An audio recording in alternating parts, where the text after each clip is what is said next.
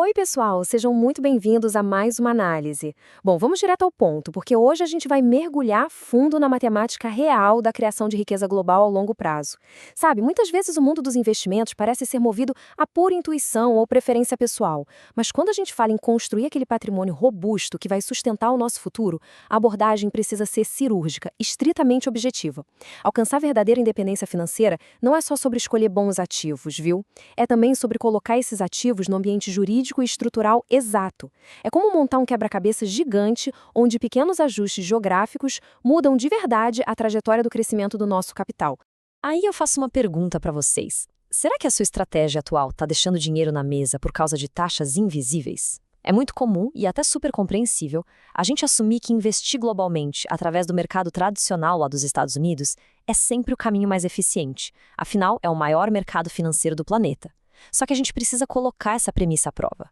Muitas estratégias que parecem super sólidas estão, na verdade, vazando dinheiro em silêncio. São custos ocultos e ineficiências tributárias que simplesmente não aparecem no nosso extrato no fim do mês. Para quem não mora nos Estados Unidos, essa rota padrão pode ser um verdadeiro campo minado. E para entender a gravidade disso, dá uma olhada nesse número, 40%. Assustador, né? Pois é, essa é a pancada potencial do chamado State Tax, o imposto sobre herança dos Estados Unidos, que recai sobre quem investe lá, mas não é residente, caso o patrimônio passe de um certo limite. Imagina só, a gente passa décadas construindo e cuidando do nosso portfólio pensando na aposentadoria e na nossa família, para de repente quase metade desse valor ser confiscado numa sucessão. É de dar um frio na barriga.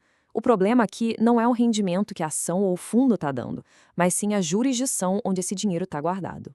O nosso roteiro de hoje é bem direto. Vamos passar por 5 pontos. 1. A matemática da aposentadoria. 2. A armadilha tributária. 3. A vantagem irlandesa. 4. As estratégias de acumulação. E 5. Um guia prático de ETFs com os tickers exatos para a gente colocar a mão na massa. Então, vamos começar com a parte 1, a matemática da aposentadoria. A gente tem que combinar uma coisa. Otimizar a estrutura do investimento não é uma questão de gosto, é matemática pura. Escolher o domicílio do seu fundo de investimento é literalmente o primeiro cálculo que a gente deve fazer. E claro, a gente precisa reconhecer o mérito gigantesco da estrutura tradicional. Os ETFs americanos revolucionaram o mundo dos investimentos. Eles trouxeram custos muito baixos, diversificação global instantânea e uma gestão passiva fantástica. São ferramentas maravilhosas. Mas o X da questão é que, para nós investidores internacionais, esse pacote perfeito vem com pontos cegos estruturais muito sérios.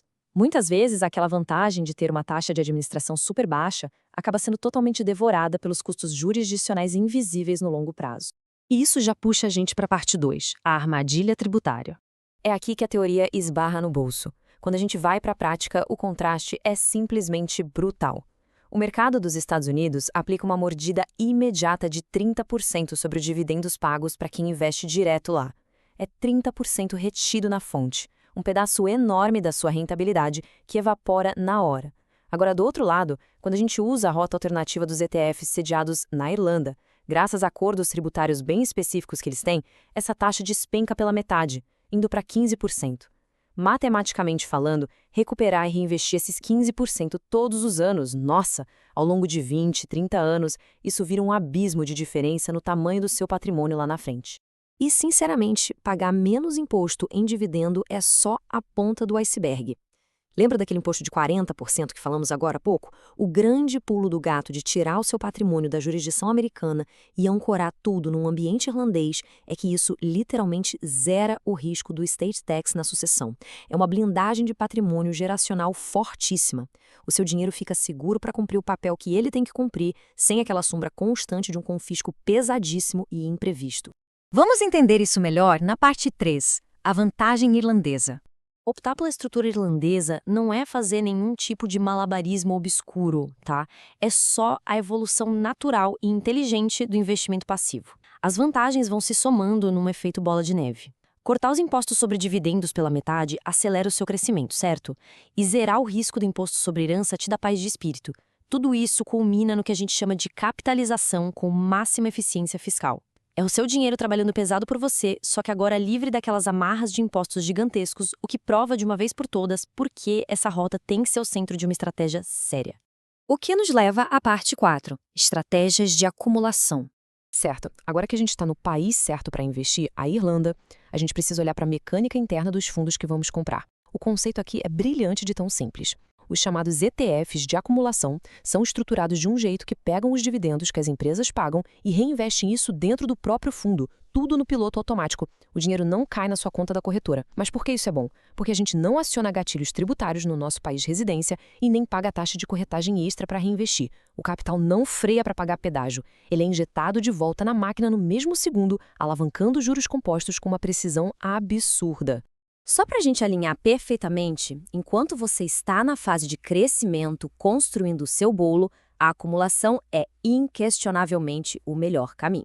Ah, mas e os fundos de distribuição que eu tanto ouço falar?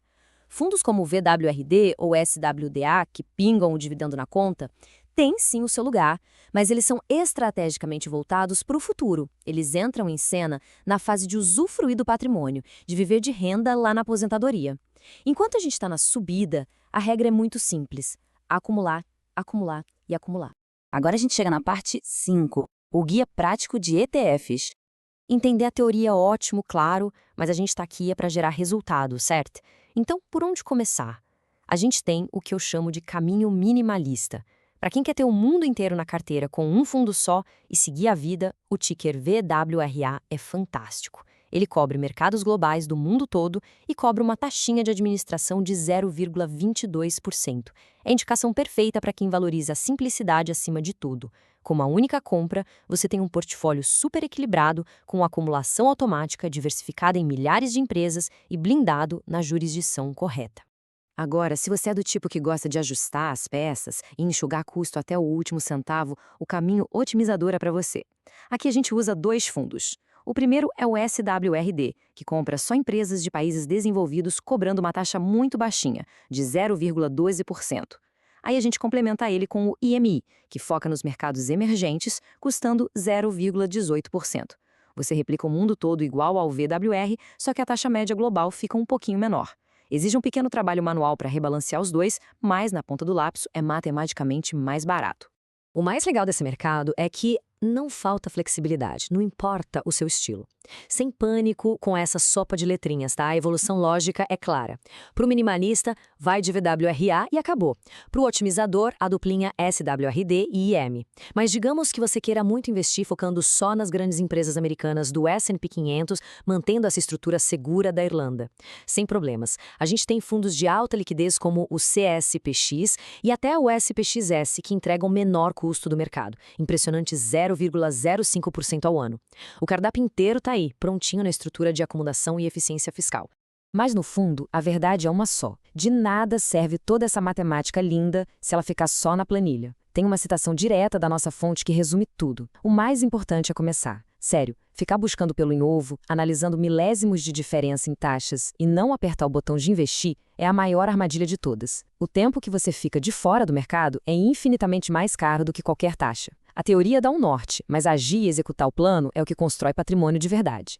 E eu queria fechar essa nossa análise deixando uma pergunta no ar para todo mundo pensar. Com os dados na mesa, sabendo que você pode estar deixando 30% dos dividendos para trás e correndo um risco de 40% na sucessão, será que não chegou o momento de dar uma revisada e otimizar matematicamente o seu portfólio ainda hoje? O caminho inteligente existe e está à nossa disposição de forma muito simples. Fica o convite para a gente olhar nossa estratégia por essa lente da eficiência. A gente se vê na próxima análise. Um grande abraço.